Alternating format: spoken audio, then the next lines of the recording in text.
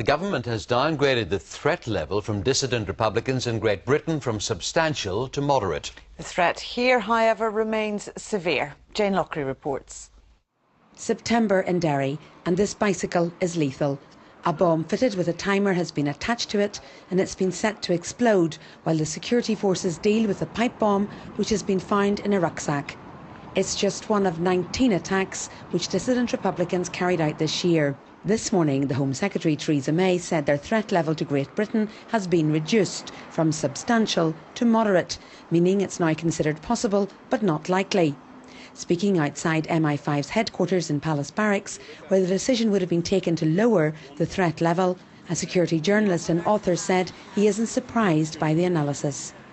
Well, if you look at Britain, the recent dissident activity has amounted to one telephone bomb warning, which turned out to be nothing. So the threat could not be considered to be severe. Here, if you look at a pattern of activity, more often than not it fails.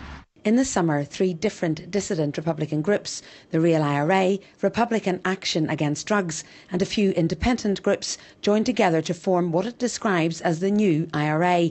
At Westminster, the Secretary of State, answering a question from the DUP MP Nigel Dodds, confirmed the threat level here is unchanged.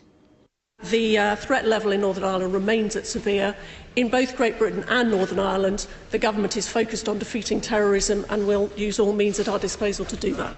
Speaking in Dungannon, the First and Deputy First Ministers say the public must still be vigilant. You still have a terrorist organisation intent on killing and doing damage in Northern Ireland. That requires people to be alert. It requires us to give full support to our security services. And while things are going in the right direction, let's not be complacent. What I want to see is whatever threat there is here, absolutely downgraded and to a position of being totally non-existent. I think what armed groups need to recognise, no matter where they come from, is that they're effectively being left behind. Dissident Republicans have murdered 2 soldiers and 2 police officers. Brian Rowan says while these groups have the capability to kill, the threat level will remain severe here, but he questions this grading.